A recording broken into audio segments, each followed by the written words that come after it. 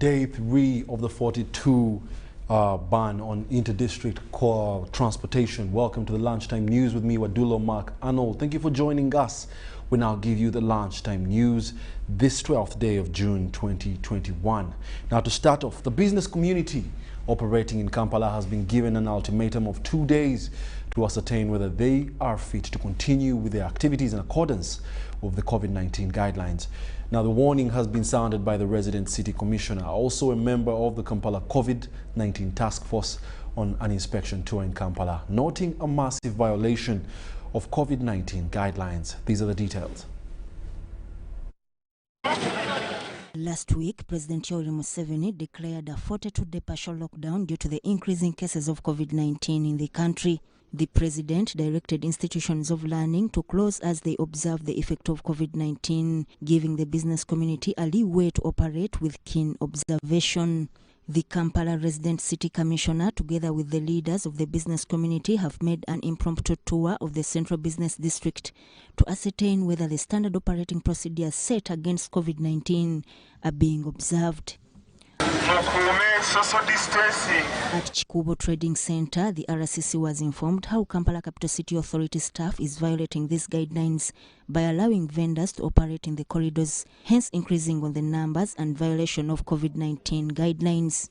Enforcement officer wa KCCA bagenda nibamanya nti omukulu ajja wano ne baloka bakuwa obusimu abantu bonna bava mu luguudo abali akamala okugenda ne baddamu ne beeyiwa mu luguudo kamera nizikuba ffe nitubanga twononeka eri ensi yonna n'omukulembeze w'eggwanga. Haji Muhammad Katimbo told the leaders that the vendors had been tipped off to vacate the area because of their visit. UBC TV cameras captured the business activities after the impromptu visit, and it was business as usual.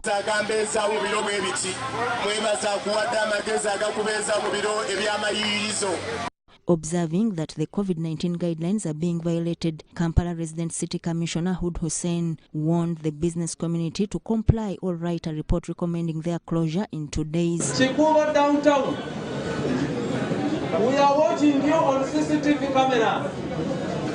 We are going to close you, particularly Chikubo. If you don't abide by the rules, we are going to close you. The team proceeded to the new tax park, where it was noted that there was overcrowding by stationary long route vehicles. We are giving you up to tomorrow at midday for you to remove the taxis, the coasters that you have left idle in these tax parks. If you don't remove them, we are going to remove them and take them to an area where, if you are to get it back, you may have to suffer the consequences.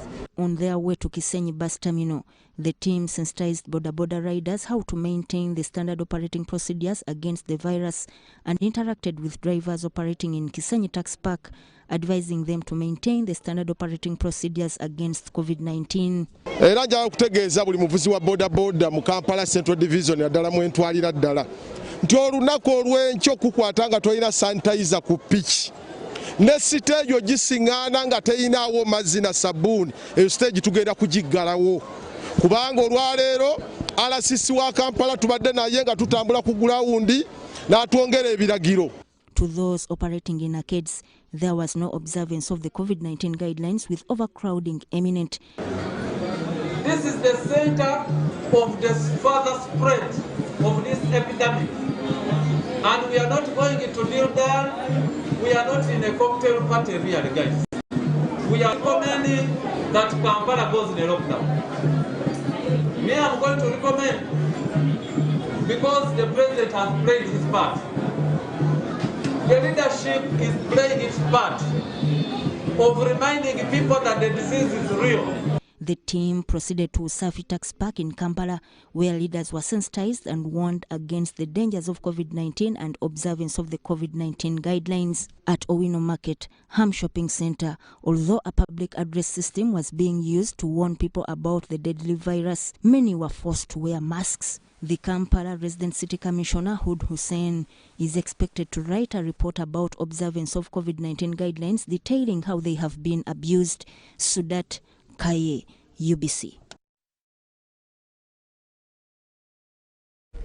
N'olwekyo abali mu butale muwulidde temwe parkinga. I had to say that in Luganda just to make sure that you listen. Bagenda basi birayo. So please do ensure that move following our SOPs, you know, have your sanitizer, but client yogera koko wala nga bali walako muko kugwe, then I bet everything else will be fine. So please do abide by those SOPs. Then Arua Regional Referral Hospital is running out of oxygen to manage COVID-19 patients and others in the intensive care unit due to the rising number of COVID-19 cases in the region.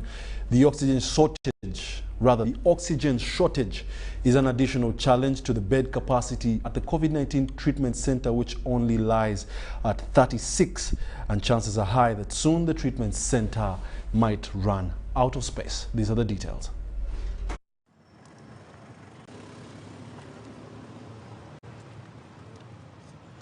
While speaking to UBC TV on Friday, Arua Director Dr. Philbert Nyeko revealed that the hospital only has oxygen to cater for 2 patients in the whole hospital. The oxygen capacity will be surpassed.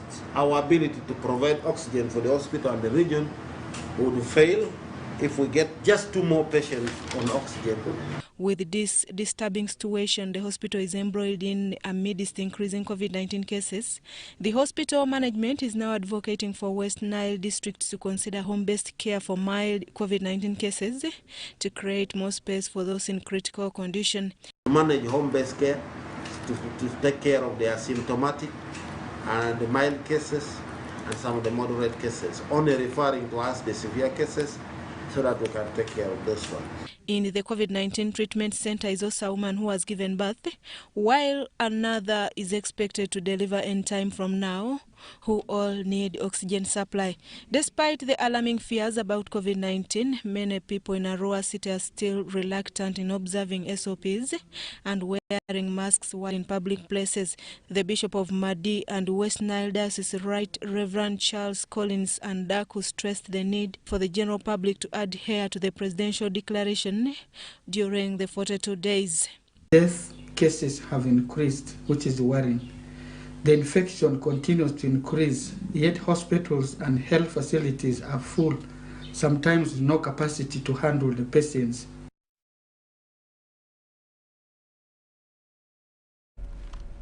Now, police in Jinja have mounted an operation to impound vehicles breaching the guidelines on movement of vehicles from one district to another. The president announced a partial lockdown a week ago with restrictions on passenger transportation from one district to another as a preventive measure against the surging cases of COVID-19. These are the details.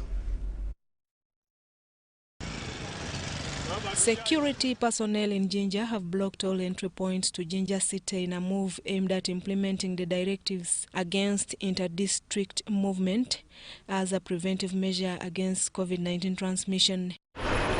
Police put barricades at various entry and exit points to Jinja City that left quite a number of people stranded on the road.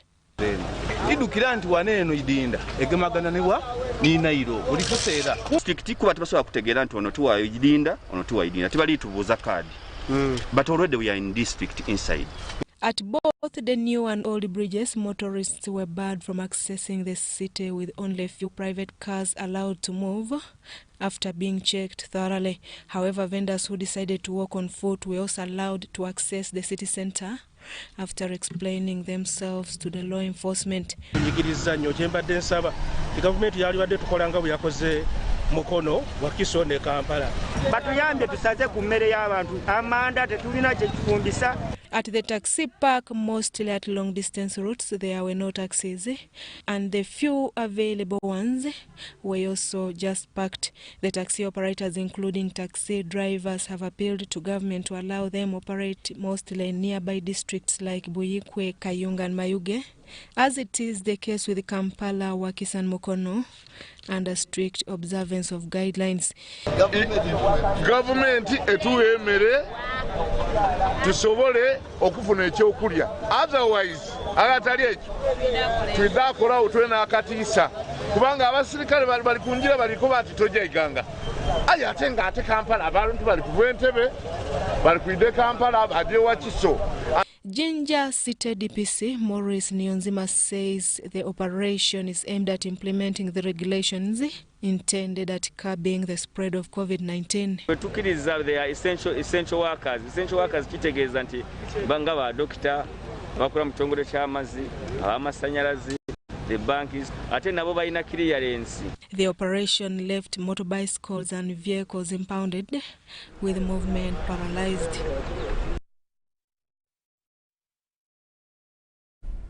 In another development, doctors have discouraged the public from self-medication with COVID-19 tablets by the public. According to Dr. Richard Idro, these are said to be dangerous and harmful to an individual who is COVID-19 negative. Uganda is experiencing a high upsurge in the numbers of COVID-19 cases daily. These infections in the new wave are spreading at a high rate, according to the health officials. The President Uganda Medical Association, Dr. Richard Idro, says the new wave has brought in fear in the public. In the past 2 weeks, we have been getting over 1,000 new infections every day, and several people dying daily.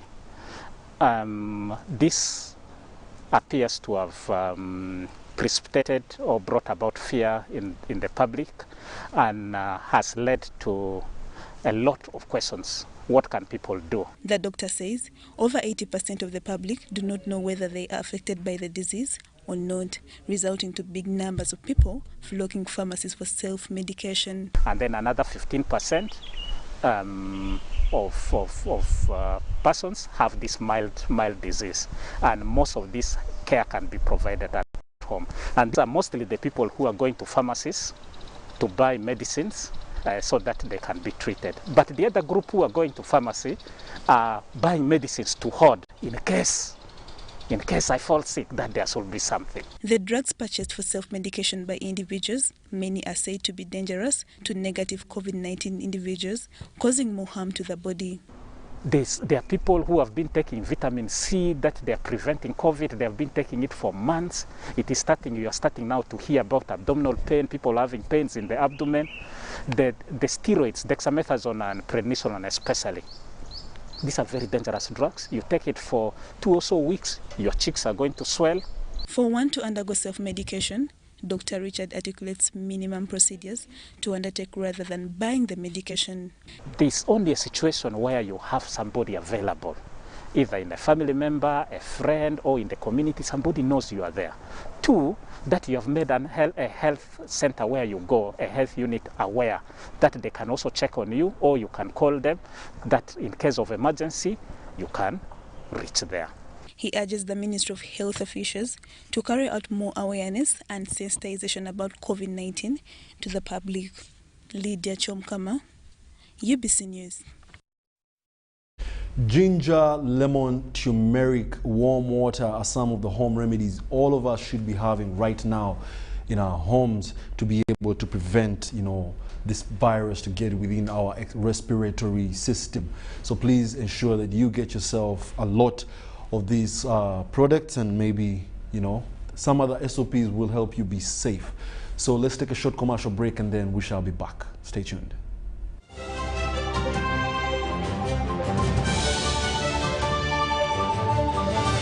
Prosper with Airtel Money today. Become an Airtel Money agent. Apply or register today as an Airtel Money agent free of charge, or call us on 0800 327 327 toll free. Submit your business documents to be verified by Airtel Uganda free of charge. Feedback will be communicated within a maximum of 5 working days. The Airtel team will be in touch with you for the next business steps, still at no cost. Inquiries, applications or registrations and verification are all free of charge. To register or know more, call us today on 0800 327 327 toll free. Airtel, the smartphone network.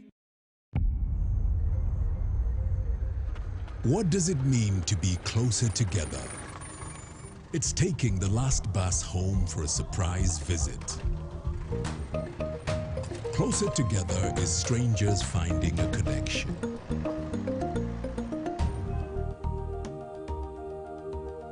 It's bringing home something much more than a box. It's the warmth of home, or the beginning of something new. There's magic in sharing the things that we learn, because it's those things that bring us close together.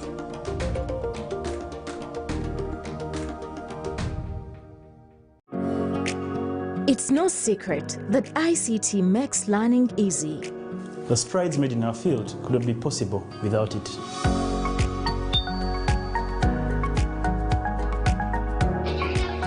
And now we can watch our favorite shows. My radio is my best friend. UCC provides an enabling regulatory environment and policy guidance for healthy competition. We also facilitate ease of doing business in the communications sector through licensing, standardization, spectrum management, tariff regulation, rural communication development, and consumer empowerment. An informed consumer is an empowered consumer. UCC supports local content and innovations. Driving the development of a robust communication sector in Uganda is Uganda Communications Commission. Has anyone seen Bob? Over here! How did you get in there? With my Airtel Money MasterCard. But you don't even have a bank account. Well, it's not a card. It's virtual, so no plastic. And it's safer. But what are you doing there? I want to buy Nancy a birthday gift, book my flight tickets, renew my Big Flip subscription, and order a shipment. The Airtel Money MasterCard. It's not a card, but works just like one. Get one on the Airtel Money menu on your phone.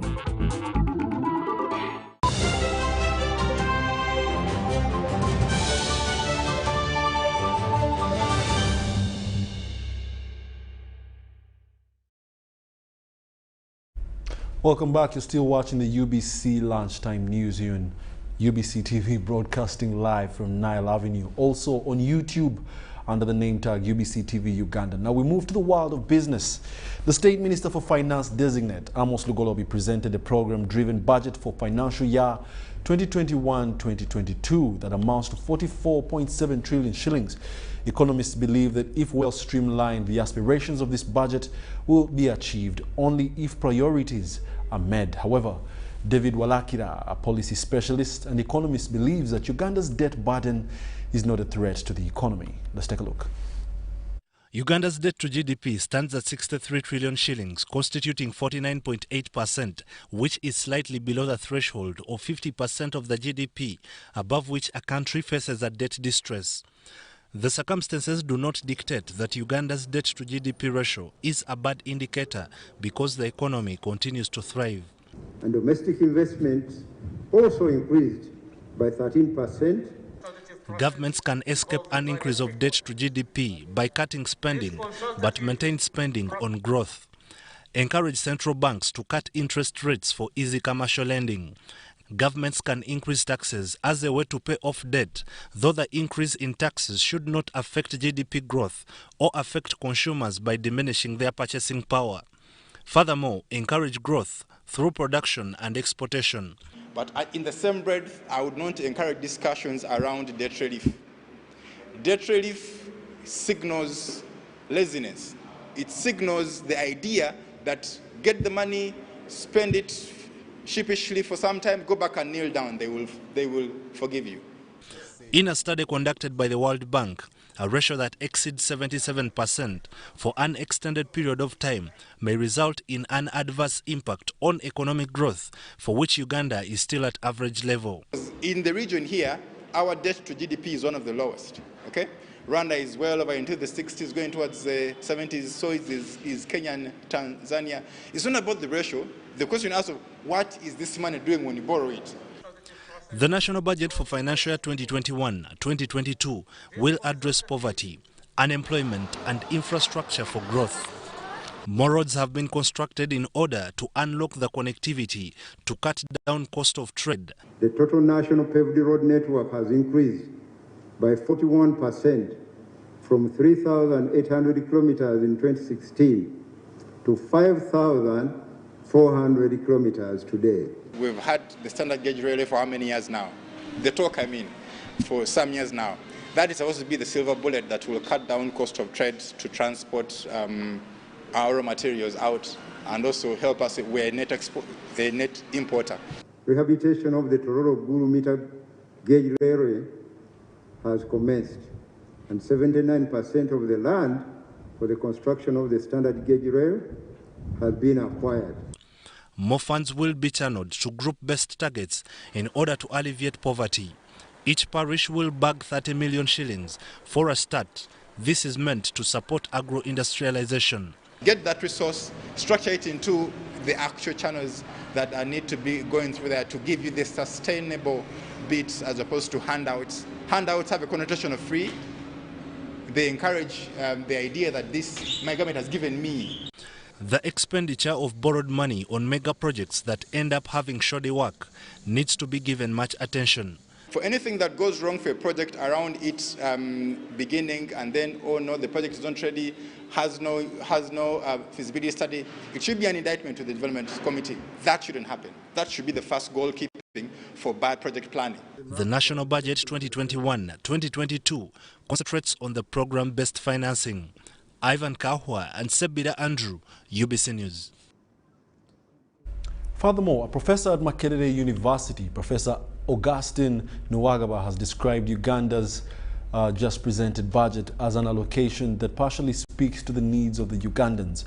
The economics lecturer expressed his concerns on the 7.7 trillion shillings allocated to human capital development and 6.9 trillion to peace and security, giving to agriculture and small-scale enterprises meager resource allocations. These are the details with Farida Nafoka.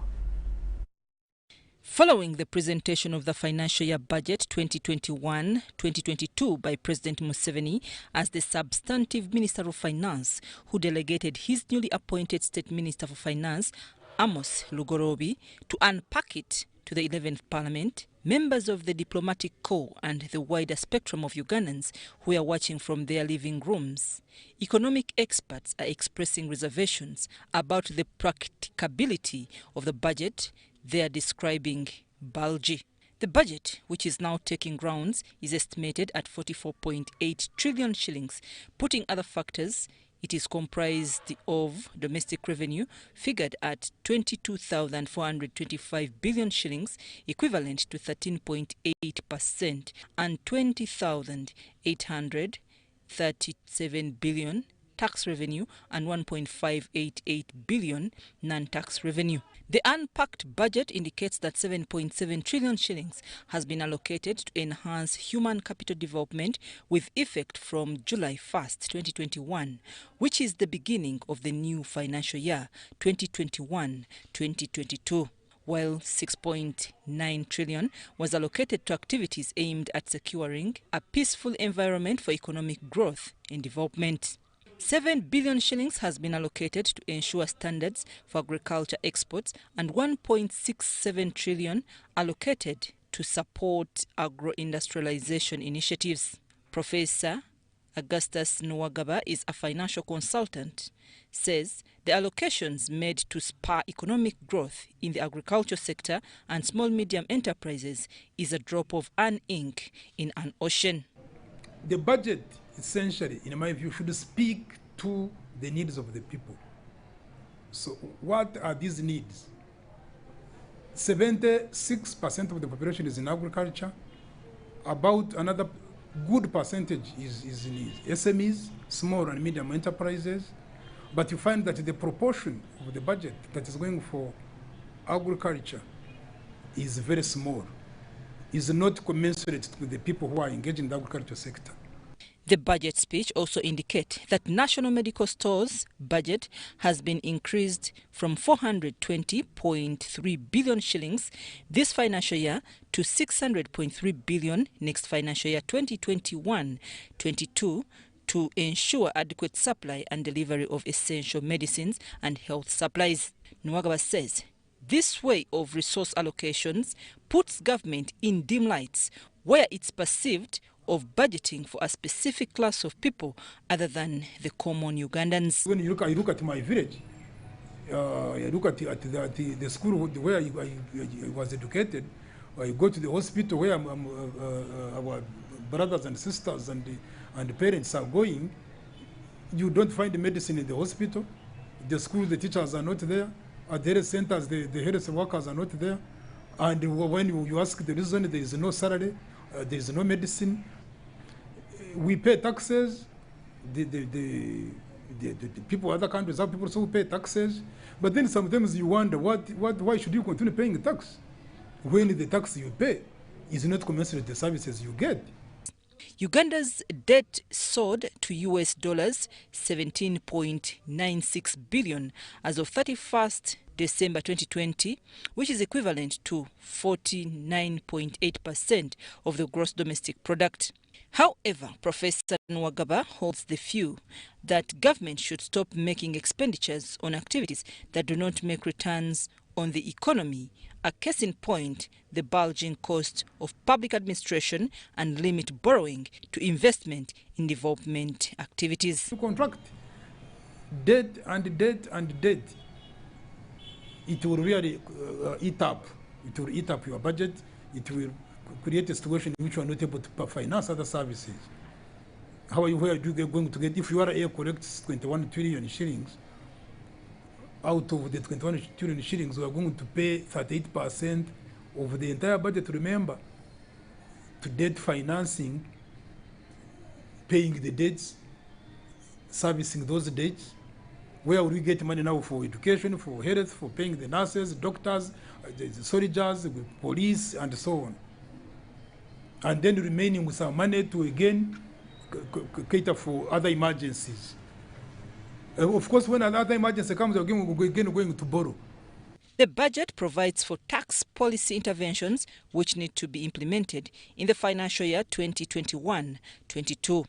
And URA has to collect taxes amounting to 21 trillion shillings.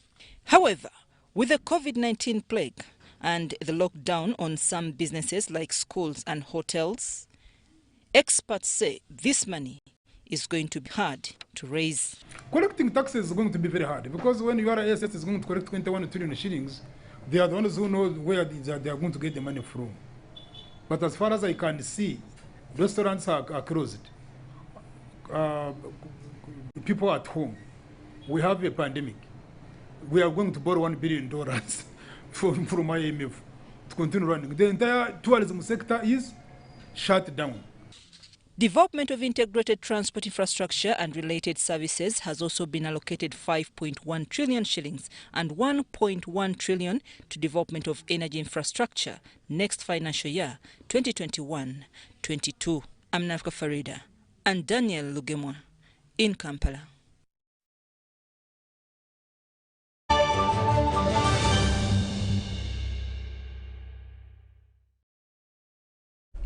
Yes, and that brings us to the end of our lunchtime bulletin this afternoon. Thank you for being a part of it. Please do care to abide by the SOPs. We do not want to lose more people than we're already losing. It's really devastating. So please, and also sharpen your spirits, ladies and gentlemen, because if there was an earthquake that ran for a year, will you walk while you're shaking? No. So please sharpen your spirits, read the word of God, and be strengthened in the mighty name of Jesus. Thank you for joining us, and have yourselves a lovely afternoon.